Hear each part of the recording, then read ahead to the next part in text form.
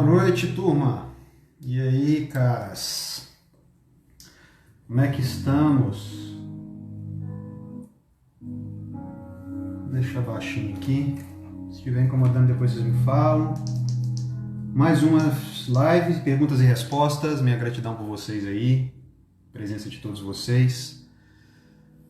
Queria começar com essa música, que eu acho essa música, ela de alguma forma, a música, ela pega a gente, né? Ela leva a gente, pega a gente, ela vai em lugares profundos dentro da gente. Essa música é uma música que me centra. Então eu queria compartilhar com vocês ela hoje. Espero que vocês tenham gostado aí, tá? Vocês me falam. E aí, Fernanda, boa noite, boa noite, boa noite. Agora sim, galera entrando, pessoal que tá junto comigo. Marina. Então vocês vão me dando boa noite aí para ver se vocês estão acordados. E quem já tiver pergunta, já vai pensando qual é uma das questões que gostaria de elucidação. Que aqui a nossa live é essa oportunidade de a gente trocar uma ideia. E como eu disse semana passada, a pergunta de um ilumina a estrada de todos. É tocha. Então a gente está junto, as nossas dificuldades são as mesmas. Eu gosto de brincar, falar, quem tem família, tem algum tipo de probleminha, alguma dificuldade de relacionamento, e é assim mesmo, a gente está aqui para aprender, né? E a relação interpessoal é o campo de maior aprendizado que existe. Não existe outro campo de aprendizado maior. O isolamento, ele é fácil. A gente, quando se isola, a gente se mantém lá no cume da montanha, a gente tem uma facilidade aí porque a gente não tem ninguém para dividir, não tem ninguém mexendo nas nossas coisas, e fica mais fácil. E quando a gente se coloca no relacionamento com as pessoas, quando a gente coloca diante da vida, a gente vai aprendendo que tanto as nossas necessidades quanto aquilo que a gente pode oferecer nos faz num jogo de troca com as pessoas. E nesse jogo de troca a gente vai crescendo, a gente vai aprendendo, a gente vai ampliando conhecimento, a gente amplia a consciência, né? E a gente descobre muitas coisas. Então vamos lá. Galera que está aqui pela primeira vez, essa é uma live de perguntas e respostas, então toda quarta-feira, esse horário, vocês têm a oportunidade de vir aqui e a gente, através das perguntas aqui, eu consigo falar um pouco sobre as ordens sistêmicas, sobre o conhecimento que a constelação traz acerca de algumas situações aí do cotidiano. Para quem não sabe, a constelação familiar é a ciência dos relacionamentos, né? A gente pode dizer. Bert, então, descreveu algumas ordens, né? Percebeu como os relacionamentos humanos acontecem, eles obedecem uma dinâmica, uma ordem universal, uma ordem natural. Então são algumas leis, né? Eu queria, quando eu dissesse ordens, né? Ordens do amor, né? Vocês entendessem que não é uma ordem. Às vezes a gente fala a palavra ordem, na cabeça da gente a primeira coisa que vem é como se fosse um doutrinamento, né? Uma coisa que reta, assim, mas ordem é no sentido de ordenamento, organização. Porque o universo, ele é ordenado, ele é organizado, ele não é caótico. Então tudo, qualquer coisa, a mínima coisa, tem uma causa, uma consequência, uma fonte geradora. E quando a gente fala de ordem, a gente fala isso, né? Então vamos lá, vamos começar. Muito obrigado pela presença de vocês, viu? Então vamos lá, galera. Deixa eu fazer um negócio aqui. Vamos lá. Primeira pergunta aqui da nossa amiga, não vou conseguir saber seu nome, JSDJ. Quero saber qual é a relação que o pânico e a ansiedade têm com a morte. Porra, beleza, ótima pergunta. Essa pergunta ela apareceu nas caixinhas de pergunta ontem, e na caixinha de pergunta a gente não pode desenvolver muito, né? Então aqui eu vou tentar clarear um pouco mais essas questões. Quando a gente fala de constelação, conhecimento sistêmico, a gente nunca pode realmente definir, né? Conceituar uma coisa e conectar isso a todas as situações da vida. Quando a gente fala que, por exemplo, nesse caso, que a síndrome do pânico e a ansiedade ela está relacionada com uma morte não vista no sistema, a gente está dizendo que através da observação do próprio Bert Hellinger e nossa também, né? Porque nós como consteladores também, a gente começa a ter a prática da constelação e percebendo e vendo muitas coisas acontecendo. Então, de acordo com a prática, quando a gente vê isso, geralmente tem uma associação da síndrome do pânico com a morte. E o que é essa associação? É que um sistema, muitas vezes uma morte dentro de um sistema, ela é difícil de ser vista. Isso significa que é uma morte que pode ser vista, é difícil de ser aceita, que é uma morte que é difícil de ser vivenciada, né? Então o luto a gente não quer, a gente prefere não olhar para aquilo. Ou então é uma morte que de alguma forma mexe com algum tipo de preconceito moral das pessoas do sistema. Por exemplo, mortes que são consideradas consideradas causas bobas, ou suicídios, ou assassinatos. Algumas causas mortes trazem para as pessoas algum tipo de afastamento, uma dificuldade de comentar sobre aquilo, de falar, né? As pessoas sentem um pouco de vergonha. Então, tudo isso faz com que aquela morte ela não tome o lugar devido dentro do sistema. Então, ela fica sempre à margem. A gente sempre espera, de alguma forma, não ter que falar sobre isso, não ter que olhar para essa coisa. E a síndrome do pânico, quem já passou por isso, sabe que um dos sintomas da síndrome do pânico é uma sensação de quase morte, né? De uma pessoa acha que vai morrer ali. E isso é uma forma simbólica de mostrar que tem uma associação com a morte, esse tipo de síndrome. Então, quando a gente fala que a síndrome do pânico e a ansiedade estão conectadas com isso, é que existe nesse sistema, muito provavelmente, uma morte que foi difícil das pessoas ali verem. Talvez na geração daquela pessoa que está sentindo aquela síndrome ou de gerações passadas. Então, às vezes perdeu-se uma pessoa muito querida de repente e as pessoas não conseguiram nem digerir muito bem aquela morte, então elas isolam isso dentro delas, né? Que é um mecanismo de defesa que a gente tem.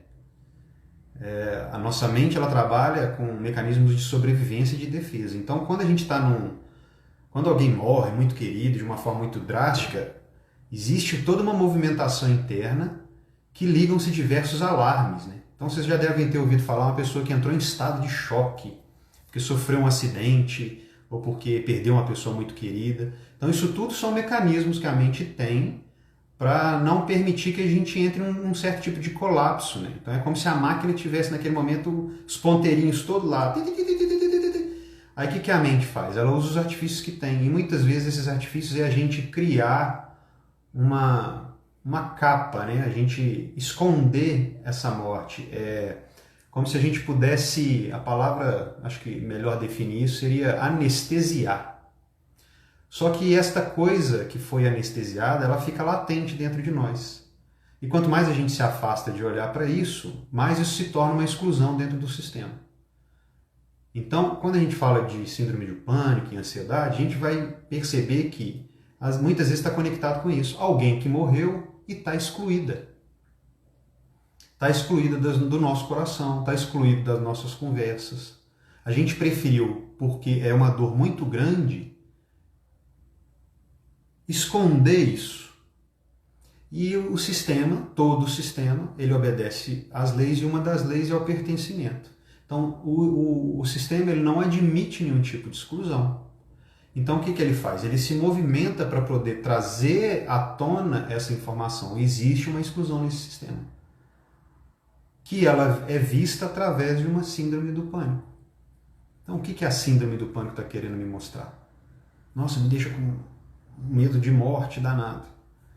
Então, muito possivelmente, ele está mostrando alguém que está perdido nesse sistema, que geralmente é uma morte. Então, pode ser uma pessoa que faleceu, pode ser uma morte acontecida, como eu falei no início, pode ser um assassinato, pode ser um suicídio, que aconteceu nessa geração ou gerações passadas, mas que ninguém fala mais. Então, uma pessoa que morreu de overdose.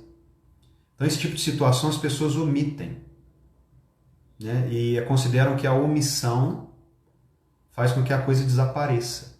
E nada desaparece. Tudo que nasce, tudo que aparece, tudo que pertence, tudo que surge, pertence, faz parte.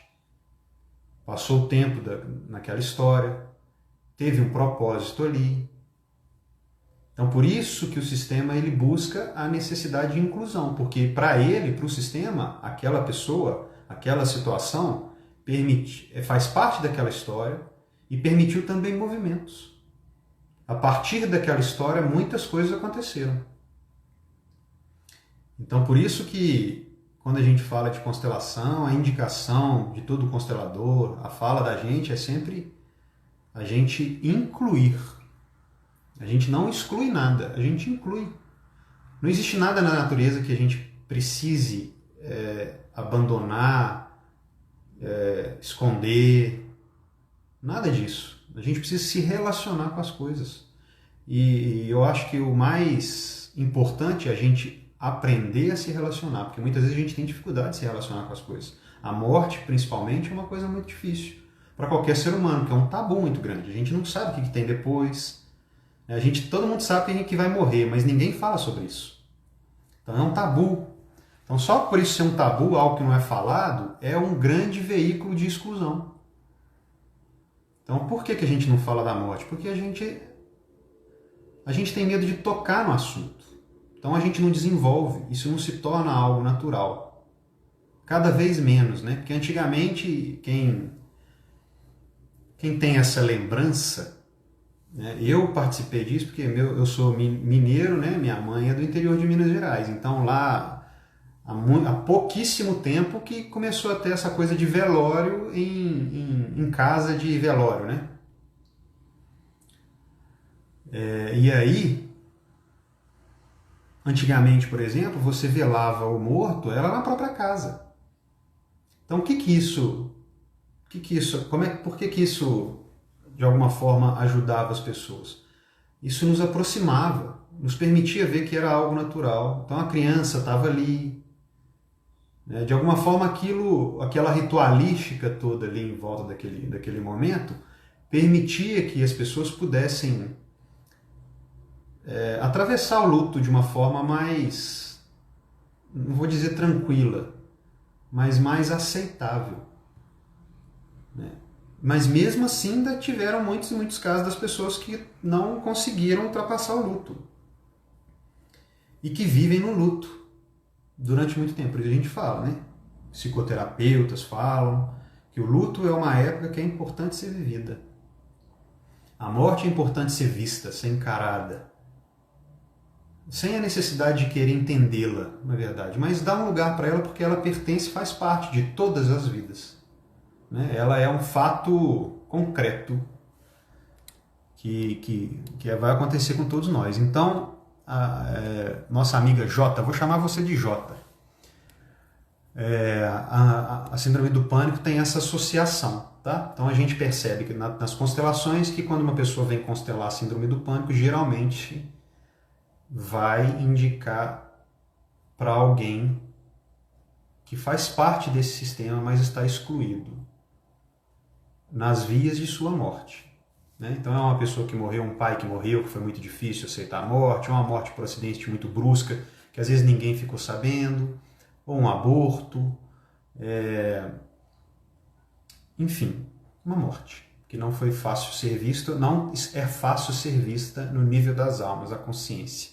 Então às vezes as pessoas não têm nem consciência, isso pode ter acontecido assim, em gerações passadas, porque quando a gente fala de sistema, a gente fala de informação. Então, todo o sistema existe um arcabouço de informações ali nele.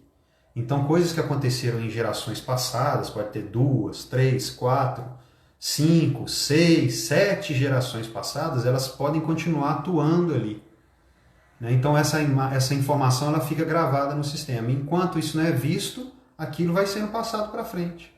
Até que um dia alguém consiga de alguma forma, olhar para isso de um outro jeito, de um jeito diferente. Dar um lugar para isso. Beleza, Jota? Espero ter respondido você. Vamos lá. Ana Carla Oliveira. Ana Carla, deixa eu ler aqui. Minha vida está empacada, paralisada em todas as áreas. O que pode estar causando? Poxa, uma infinidade de coisas, Ana Carla. Quando a gente tem muito pouca informação assim, né, de não saber a estrutura da sua família, como é que isso funciona, a gente tem sempre que buscar olhar do princípio para cá, né? Então a gente olha para trás e vamos pensar na sua vida no início dela, para a gente vir eliminando possíveis causas. Então eu vou falar algumas aqui e você vai aí, por favor, analisando isso e ver o que encaixa melhor no seu caso aí.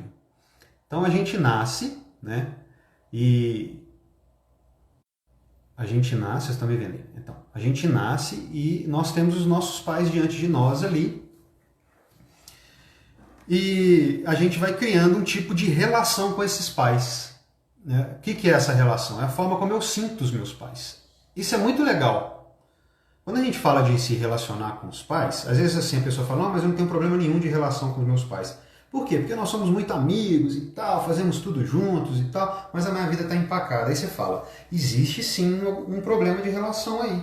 A pessoa, não tem, a gente se dá super bem. Aí você fala com a pessoa assim, ó, o problema da relação entre você e seu pai é que vocês estão se relacionando como irmãos, como amigos. E um pai não é um amigo. E aí a pessoa começa a entender o que significa esse problema de relação, de se relacionar. Então é como eu sinto meu pai. Pô, eu sinto meu pai como meu amigo e tal. Eu sinto meu pai como alguém menor do que eu. Eu sinto que meu pai é um filho, não é meu pai.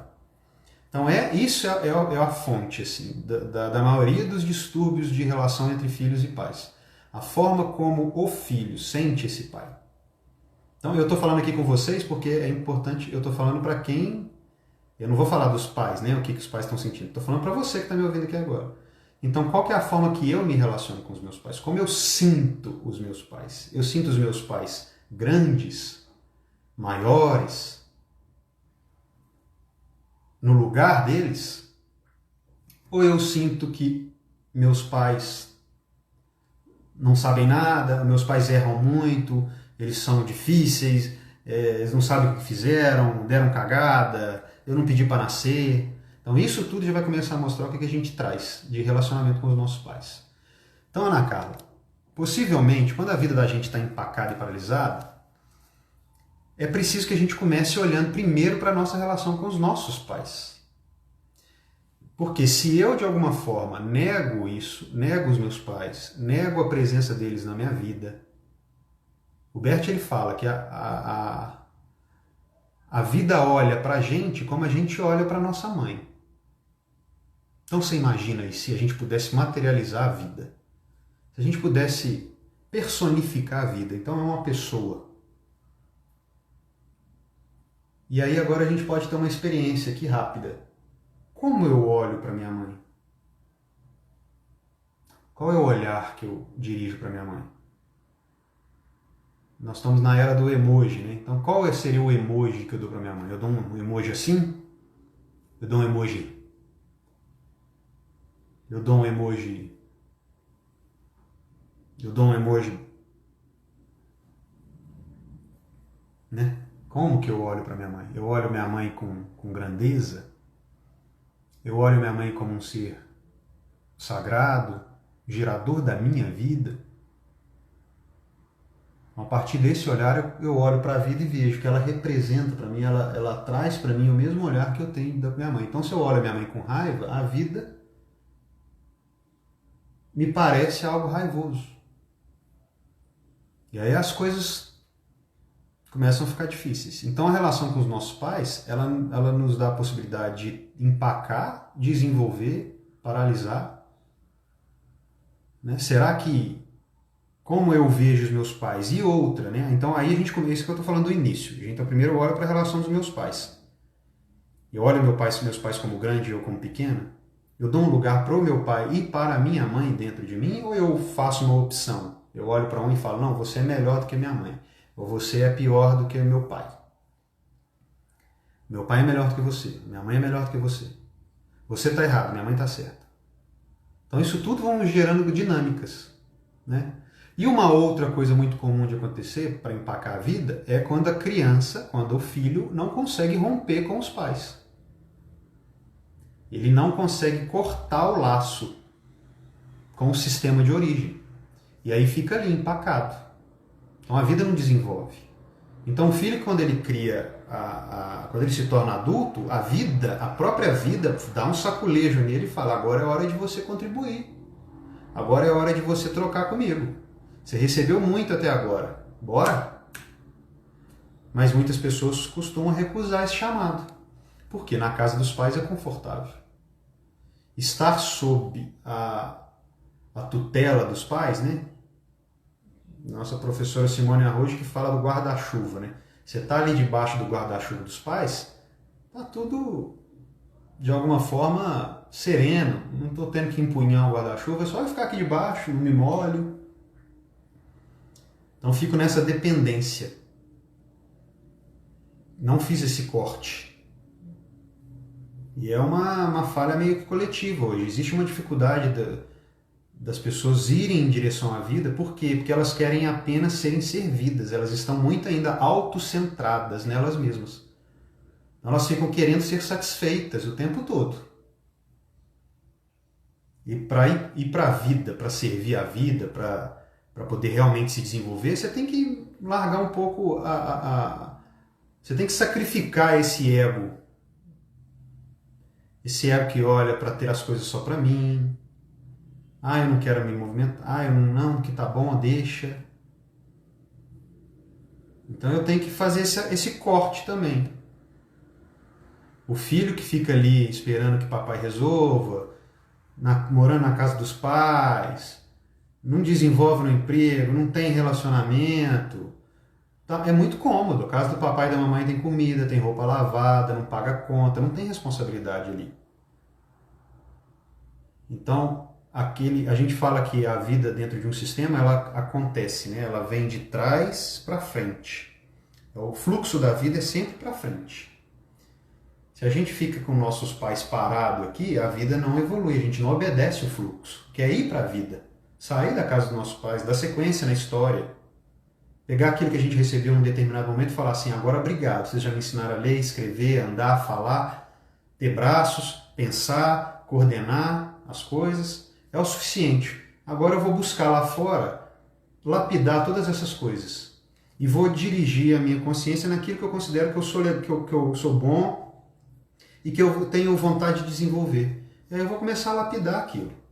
Então esperar também que as coisas estejam todas em ordem para poder fazer alguma coisa, isso também é uma grande ilusão. Isso é uma sabotagem que no fundo mostra uma falta de vontade de encarar a vida, um medo. Né? Então, Ana Carla, é preciso observar essas outras coisas. Né? A gente vê esses caminhos. Como é que foi esse desenvolvimento? Porque todo ser humano chega na vida e ele tem um caminho de desenvolvimento. Um caminho único, todos nós aqui. Vocês estão me vendo aqui, todas as pessoas que estão me vendo aqui, todos nós temos um caminho de desenvolvimento quando a gente chega na vida. Ele é comum a todos nós. Qual que é o caminho? A gente chega como criança, recebe, papai cuida, mamãe cuida, ou alguma pessoa cuida, dá comida, tal, a gente vai, as pessoas ensinam a gente a andar, ensinam a gente a pegar as coisas, a colocar o garfo na boca, e a gente vai aprendendo aquilo. E aí a gente vai tendo lições durante a vida, né? A gente vai olhando como é que se comporta um homem dentro de casa, uma mulher, um irmão, o que seria um irmão, um tio, um avô, uma pessoa do lado de fora, e a gente vai se desenvolvendo, e a gente vai aprendendo, aí a gente vai testando o mundo, né? Cada hora a gente tenta fazer uma coisa, tem hora que dá errado, tem hora que a gente se machuca, faz parte do desenvolvimento humano. A gente entra na escola, a gente é estimulado, é necessário esse estímulo. Por isso que uma criança tem que ser estimulada, ela precisa disso, porque ela está colhendo um monte de informação, porque ela vai precisar disso daqui a pouco. Quando ela se tornar adulta, ela vai precisar de um monte de informação. Então a criança ela fica ali: mãe, o que é isso, o que é aquilo, o que é aquilo, o que é aquilo, o que é aquilo? Porque ela está sedenta. O HD está vazio e tem lá um instinto interno que fala: aprenda o máximo de coisas possíveis agora. E ela vai, tem uma mente aberta, vai pegando tudo. E aí o caminho de desenvolvimento do ser humano aí ele sai da fase da infância, entra na fase da pré-adolescência. Aí entra na fase da adolescência, que ele começa a descobrir outras coisas, começa a descobrir o próprio corpo, começa a sentir um pouco mais de força, consegue perceber que ele, de alguma forma, vai se desenvolver sozinho no mundo. Aí depois disso ele se torna um adulto, começa a trabalhar, tem que buscar a própria renda, tudo mais. Depois vai para um outro estágio, que é se relacionar com alguém, criar uma família, e aí, ou então fazer algum tipo de trabalho, né, se desenvolver na profissão. Então são estágios do desenvolvimento humano, que persiste ao longo da vida. Mas quando a pessoa já atingiu a maturidade, a maioridade, já está num momento que devia estar trabalhando, que não tá desenvolvendo, não está num ciclo de ir para a vida, para o futuro, algo foi perdido lá atrás. Qual foi a etapa que não foi cumprida internamente? Porque cronologicamente todas vão. E por isso que os rituais são muito importantes na vida do ser humano, porque os rituais eles ajudam a gente a fazer os rompimentos. Então, por exemplo, uma festa de formatura é um ritual que rompe a etapa de estudante para a fase adulta. É como se naquele dia fosse a oportunidade daquele menino chegasse assim: agora é meu último dia como menino, agora eu vou ser homem. Então é preciso a gente fazer rompimentos na vida. E quando a gente estica, quando a gente evita isso, né? Como é que seria evitar isso? Eu estou aqui, já fiz minha faculdade, estou na casa dos meus pais, mas não gosto daquilo, não gosto daquilo outro. É melhor eu ficar aqui e tal, muito difícil as coisas lá fora, vou ficar aqui, tal. Eu vou esticando isso. Aí o que acontece? Eu começo a me desalinhar da minha trajetória. Aí eu começo a vivenciar um conflito, porque é como se a vida aqui continuasse, estivesse esperando de mim os movimentos que eu preciso fazer e eu estou estacionado aqui. Aí eu estou vivendo em conflito, porque eu vivo no momento presente, mas a minha alma ainda está em algum outro lugar. Então, tenho que ver tudo isso, tá? Aí preciso, mais do que isso, teria que ver uma investigação mais profunda aí. Seguindo. Já respondi você, gata.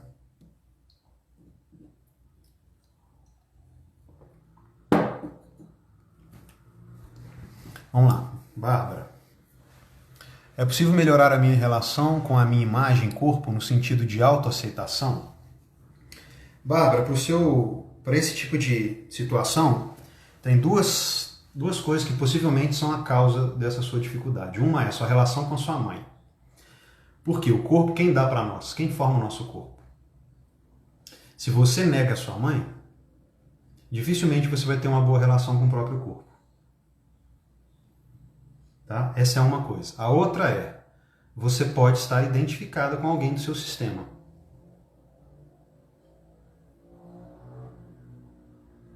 E para isso é preciso fazer uma constelação para você perceber qual que é a real motivação disso. Pode ser uma outra coisa? Claro que pode, que é o que eu sempre falo. Constelação não é uma coisa quadrada e tal. Mas na maioria dos casos, isso que você relata aqui provavelmente está ligado a uma dessas duas situações. Tá? Relação com a sua mãe e a questão da identificação com uma outra pessoa do sistema. Se a gente se a gente olha para os nossos pais e acha que os nossos pais são errados para nós, que eles erraram para a gente, tudo que vem dos nossos pais é errado. E a mãe é a concretização do nosso corpo. Ela que fez o corpo. Quem fez o nosso corpo? Nossa mãe. Do momento que a gente era uma bolinha até na hora do nosso nascimento, está ela lá. Fabricando, né, o pãozinho dentro do forno.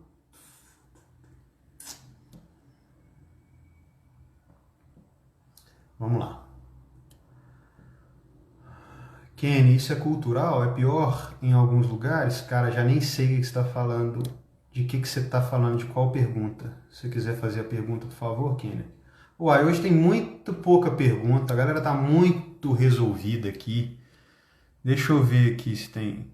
Ué, galera, então...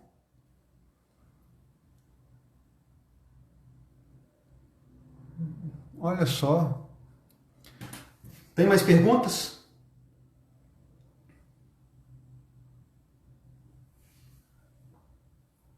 Ou vocês estão muito entretidos aí? O assunto tá legal pra caramba, não deu nem tempo de fazer pergunta.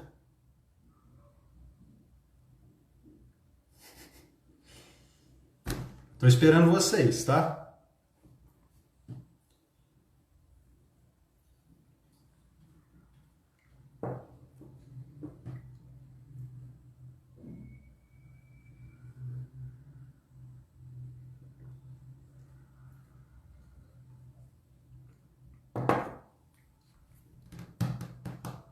Deixa eu ver que horas são aqui, então.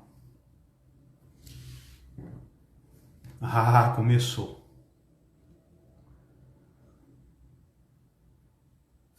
Eita! Vamos lá. E quando a filha acaba repetindo coisas que a mãe fez?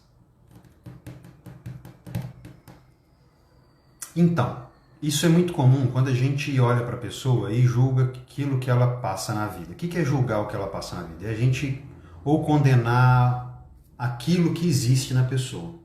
Então, não necessariamente você vai condenar a pessoa, mas você condena aquilo que ela vive. Então, por exemplo, eu condeno a minha mãe porque minha mãe é depressiva. Eu não é condeno, né? A minha mãe é muito depressiva, eu acho que ela não devia passar por isso e não sei o quê. Esse tipo de movimento vai fazendo com que o filho olhe para a mãe numa posição de que a vida errou com ela. Isso vai gerando um movimento dentro da pessoa que faz com que ela se coloque numa condição de que talvez possa resolver para ela alguma coisa. Esse é o pensamento mágico. Quando a gente fala na constelação pensamento mágico, é isso, é o filho achar que pode resolver o destino dos pais, por exemplo. E aí, toda vez que a gente tem essa sensação, a gente acaba fazendo assim, não, me dá aqui, deixa comigo isso que eu resolvo. E por isso que a gente começa então a reviver aquelas situações. Então a gente se identifica com aquilo. Então qual que é o melhor caminho? O caminho é sempre honrar, olhar para aquilo que a pessoa vive e deixar que aquela pessoa viva a própria experiência. Porque aquilo que acontece lá não é em vão. Existe um movimento dentro daquela pessoa. Então, muitas vezes os filhos, eles querem impedir os pais de sofrer. Só que isso tira dos pais a condição de crescer. Porque aquele sofrimento no pai existe, ou na mãe, existe por conta de algo acontecido. Ou por uma dificuldade de relação. Então, por exemplo, se o meu pai tem um grande problema de relacionamento com o pai dele e eu fico com dó do meu pai porque ele sofre com isso, que é o que seria um movimento que eu faço inconsciente? É me colocar entre o meu pai e o meu avô. Não, pai, deixa que eu fique aqui, olha para mim, não olha para o vovô não, porque quando você olha para o vovô, você sofre. E aí eu acho que eu estou fazendo uma coisa muito boa para o meu pai. O que eu estou fazendo é prejudicar a visão do meu pai, do próprio pai, porque ele vai ter que olhar para esse pai, e o pai é dele. E ele vai ter que, em algum momento da existência dele, reconhecer esse pai. E se eu me coloco na frente, eu, em vez de ajudar, eu estou prejudicando. Eu fico lá um anteparo na frente do pai. Está lá meu pai lá olhando para meu avô e eu estou aqui no meio. Não, eu cuido de você, pai. Vem cá, fica comigo. Eu cuido de você. E o avô está aqui, ó. E aí esses movimentos são movimentos que geram todas as desordens do sistema. Porque eu ocupo o lugar do meu avô, então eu excluo meu avô. Eu não tenho mais pai porque eu virei pai. Eu não sou mais filho, agora eu sou pai. Meu pai não tem mais direito de ter um filho porque eu me tornei pai dele. Então gera uma bagunça fora do comum. Então, quando a gente repete as coisas dos nossos pais, é porque a gente exclui aquilo neles. A gente exclui a história deles naquela coisa. É o que a gente fala quando a gente diz, você julga o seu pai nisso. Vai viver a mesma coisa. Porque eu estou excluindo. É como se eu olhasse para o meu pai e minha mãe, não, ele não pode passar por isso. Minha mãe, não vai, não, isso não está certo. Deus errou com meu pai e com a minha mãe. Eu sei mais que Deus. Viu, Deus? Meus pais você vacilou. Então deixa comigo que eu resolvo. Não vai ter outro caminho, né? Aquele destino vai vir para você. E aí fica pesado. Porque você está carregando o destino que é do outro. Você não tem as forças para carregar o destino do outro. E um filho não tem força nem estrutura para carregar o destino dos pais. Os pais são grandes. Imagina um bebezinho colocar uma pessoa no ombro assim. Ó. Não aguenta. A estrutura arrebenta com a pessoa. Arrebenta. Então, o filho deve olhar para o pai com muito respeito. Respeito pela história. Então, olhar o pai, olhar o sofrimento, olhar as dificuldades, as batalhas do pai com respeito. Olhar o pai e falar, porra, peraí, isso aí é um espírito que veio antes de mim aqui, que busca também se transcender, melhorar, resolver. De alguma forma talvez não tenha conhecimento ainda para poder perceber o que está acontecendo com ele, mas se eu conseguir perceber, quem dirá que meu pai e minha mãe não vai conseguir? Só que eles têm o momento deles, né? É melhor eu não intervir. Porque às vezes eu vou abrir, eu falo algo com meu pai, eu faço algo para ele que eu estou tendo na tentativa de ajudar, eu pioro a situação, tá? Então, é mais ou menos por aí. Kenny, é cultural a questão dos filhos terem dificuldades de ir para a vida? Ah, é cultural, cara. Cultural. Nessa geração nossa aí, né, minha, de 30, 40 anos aí, isso está muito presente. Ainda mais, porque a vida de alguma forma ela ficou mais confortável, né? Então todos os gadgets que a gente tem hoje, toda essa facilidade de informação, aparelho celular, essa coisa toda fez com que as pessoas entrassem num mundo confortável, né? Um mundo que era diferente da vida dos nossos pais, que precisavam, que era uma coisa mais analógica, né? Tinha mais movimento e tudo mais. Então os nossos pais eles puderam de alguma forma facilitar para nós mais a vida. E além disso, existe um outro movimento onde que as pessoas elas estão se afastando cada vez mais daquilo que é a sabedoria, a consciência, que está no etéreo, que está naquilo que não é palpável. Então a gente acha que o conhecimento está só nos livros técnicos. E não. O conhecimento está na própria forma como a vida se apresenta para nós, que é através dos símbolos. Então a vida não conversa, a vida não tem um livro escrito por ela falando com a gente. Como é que a vida se apresenta para nós? Através de símbolos, o tempo todo ela está conversando com a gente. O tempo inteiro. Se a gente se a gente se distanciou de uma cultura de olhar para isso como uma informação, como algo que vai fazer a gente evoluir, que é algo que vem acontecendo, né? A gente acaba se perdendo. Então se torna mesmo algo cultural. Por exemplo, hoje as pessoas estão com grande dificuldade. Cara, uma das coisas mais absurdas é você abrir um site da internet, antes de qualquer palavra no texto, lá está escrito assim: este texto é lido em aproximadamente 2 minutos. Vocês já viram isso? Que coisa mais absurda.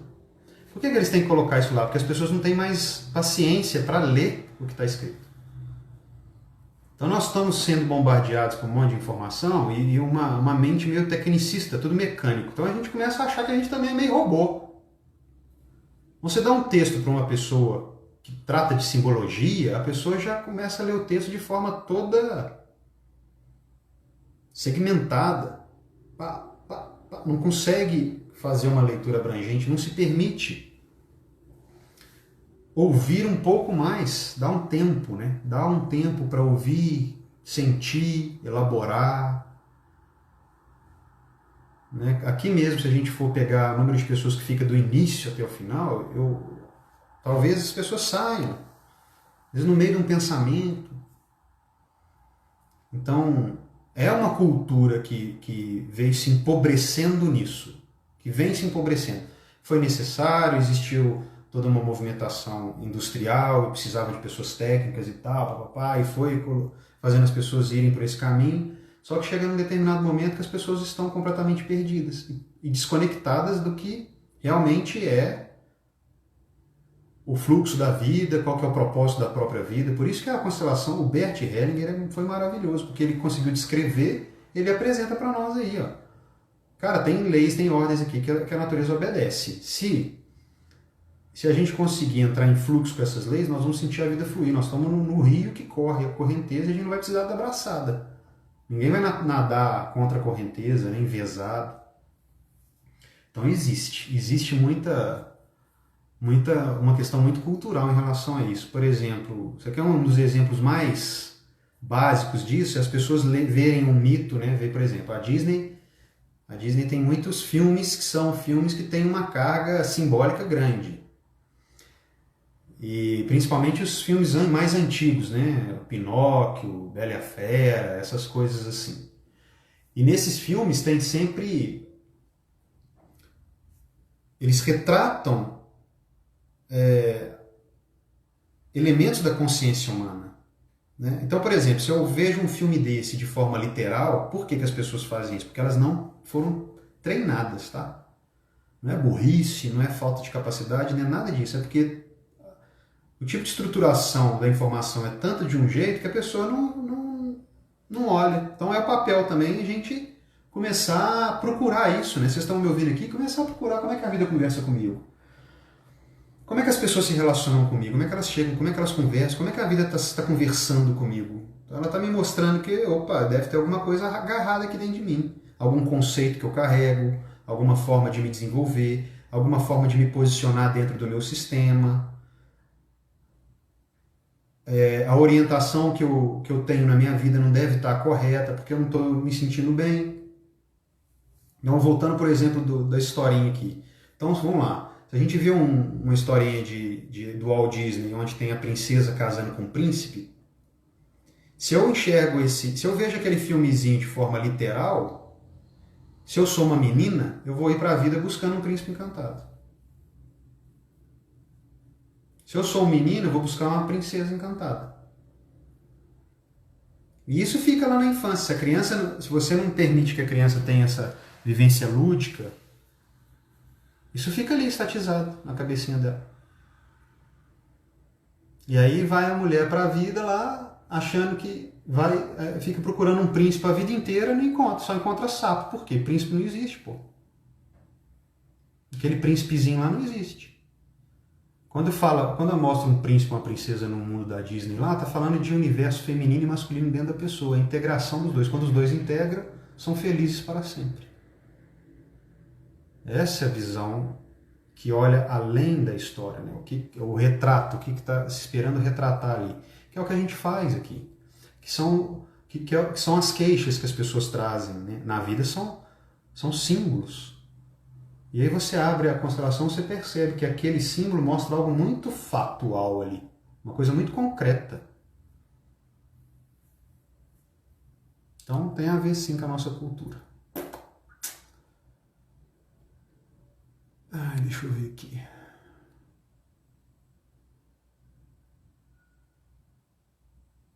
Eita, agora vocês empolgaram aqui, hein? Vem uma pergunta atrás da outra. Deixa eu ver um negócio aqui. Então vamos lá. Então eu tenho que fazer respostas mais curtas, né? Me perdi aqui, galera. Pera aí só um minutinho.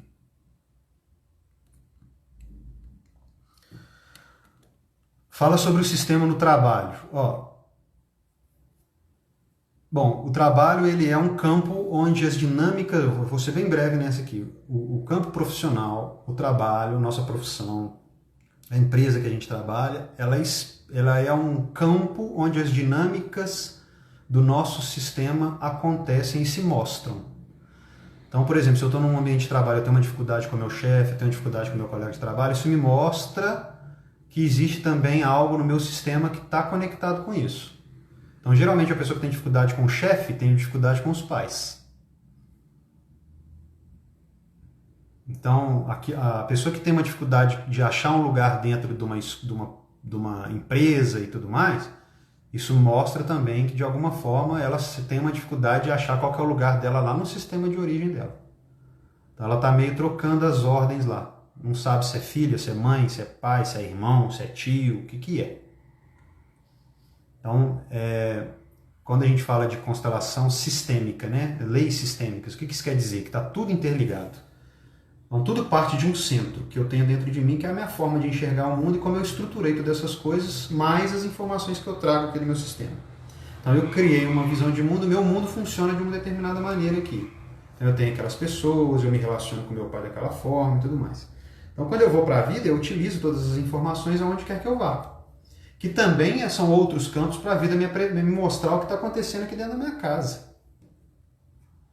Então, até me fizeram uma pergunta ontem em relação a isso, falando, poxa, eu estou mudando de empresa, estou em todas as empresas que eu entro tem a mesma dinâmica. O que seria isso? Poxa, a vida está querendo te mostrar alguma coisa. Só que você não enxerga em outro lugar. O lugar que você mais enxerga é se acontecer isso no trabalho. Você é tão focada no trabalho que tem que aparecer no trabalho, senão você não enxerga. Porque quando aparece em casa, você finge que não vê, finge que não se acostumou, né? Que a gente tem uma capacidade de acostumar com as coisas impressionante. Então vai acostumando e nem percebe que você está passando por aqui. Vai perceber depois que você sai. Ou então quando começa uma coisa muito repetida, opa, pô, peraí. Tem alguma coisa acontecendo. Então é mais ou menos isso que a vida espera. Opa, peraí. Eu já mudei de empresa 200 vezes e continua acontecendo a mesma coisa, talvez o problema não seja mais as empresas. Eu tenho que começar a olhar agora para mim. Show? É a postura correta sair da casa dos pais sem você ter um trabalho? Ô, cara, não sei se é uma postura correta, né? Preciso ter capacidade para poder sair da casa dos pais. Agora, o que a pessoa precisa fazer?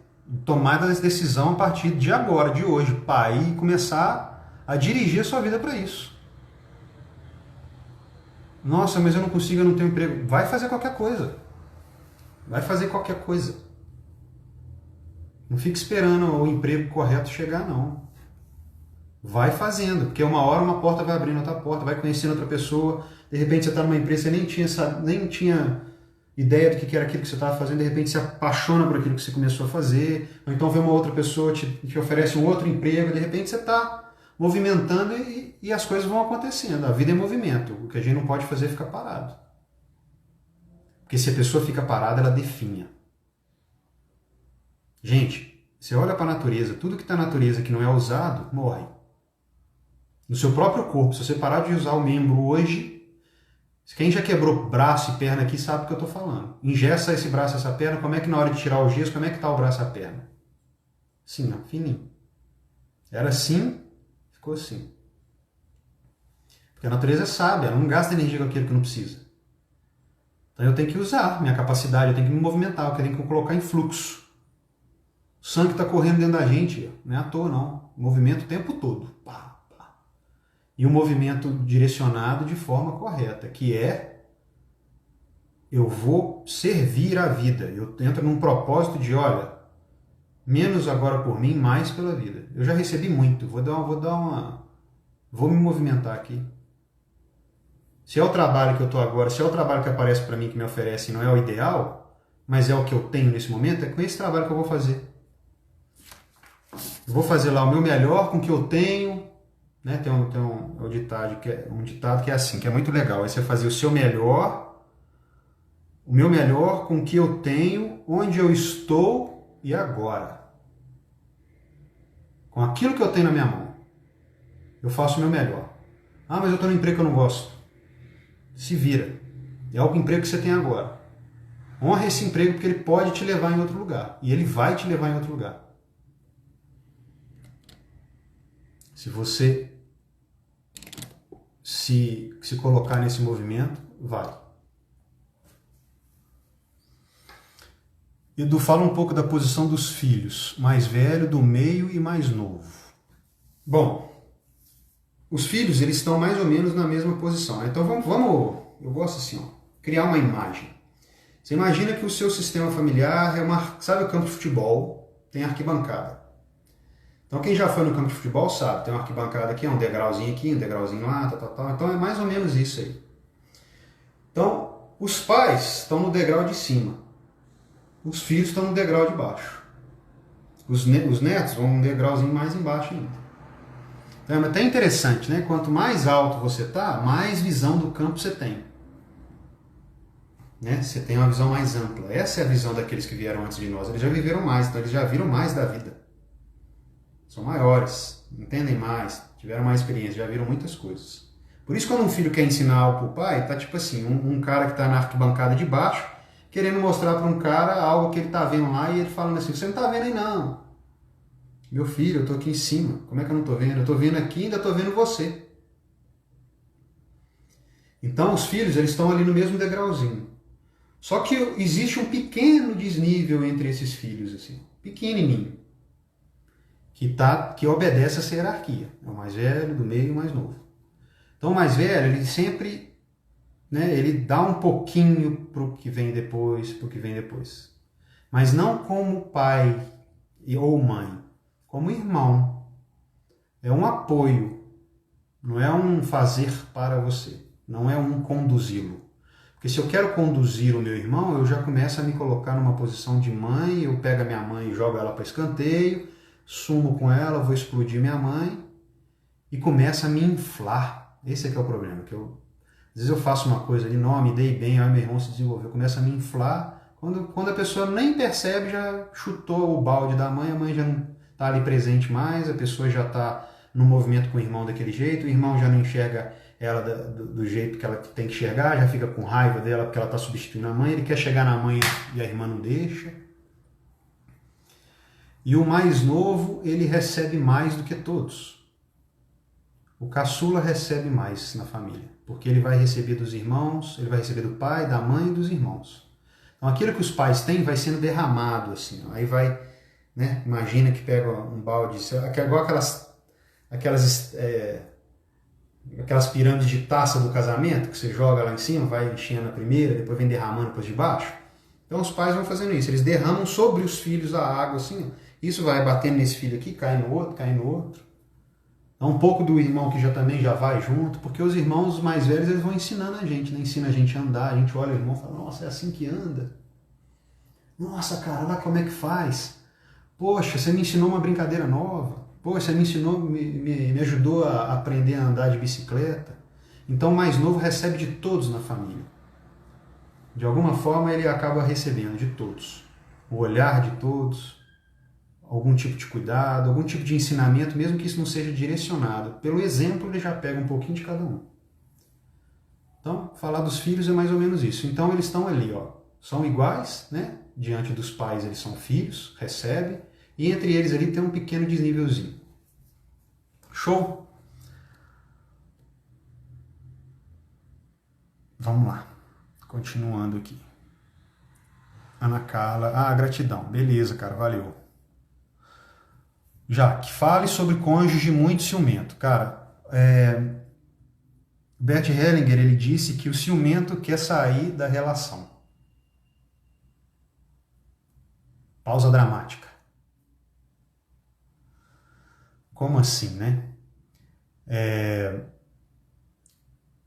Ele fala que é o seguinte, e o ciumento, ele vai criando esse tipo de situação dentro de um relacionamento porque ele busca o término do relacionamento. Ele não quer mais, ele quer abandonar a relação. E por que ele faz isso? Geralmente, a pessoa que é muito ciumenta, ele sofreu um rompimento no passado muito drástico, muito difícil. Então, geralmente, foi uma pessoa que foi abandonada. Se sente, tá? Se sente abandonada. Isso acontece muito com crianças na primeira idade, lá onde o pai morre, ou o pai vai embora, ou ele é levado para a casa dos avós, os pais não podem cuidar, leva para a casa do avô, mora com o avô. Então essa pessoa fica com uma sensação de ter sido largada, abandonada. Então ela vai se desenvolvendo com isso, com essa dor lá. E nem é latente, tá? A pessoa não sabe que tem isso. Isso fica lá como uma musiquinha de fundo. E aí ela vai se desenvolvendo e vai entrando nos seus relacionamentos e ela não consegue se aprofundar, porque toda vez que ela começa a querer se aprofundar, bate aquilo de novo dentro dela. Aquela memória reaviva. E é uma coisa até física. A pessoa nem percebe, não passa pela razão. Então ela é inconsciente. Então quando ela percebe que ela está indo muito, porque a experiência dela é toda vez que eu me entreguei para o amor, eu me entreguei para o amor profundamente no momento da minha vida, e eu fui lesada, eu me senti abandonada, eu fui muito ferida. Então a pessoa, o que ela faz? Ela começa a provocar um movimento para não ser mais surpreendida. Por exemplo, uma pessoa vier e terminar com ela. Então ela vai minando, pouco a pouco a relação. Vai minando, minando, minando, minando, até que chega num determinado momento, a outra pessoa fala assim, ah, cara, não dá mais, eu vou embora. Aí a pessoa fala, aí, tá vendo? Falei? Não pega ela de surpresa, entende? Então, geralmente, o ciúme tem essa direção. Uma pessoa que sofreu algo, que sente, tem uma sensação de abandono, tá? Pode ser outra coisa? Pode, é só constelando pra gente ver, mas geralmente é isso.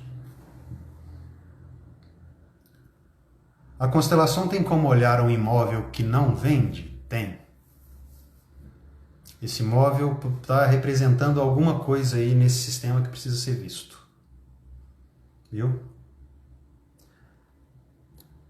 Galera, deixa eu ver se tem mais perguntas aqui. Vai encerrar aqui o nosso bate-papo. Mas eu vou pedir para vocês voltarem e refazerem as perguntas, tá? Tem algumas últimas perguntinhas aqui, eu respondo.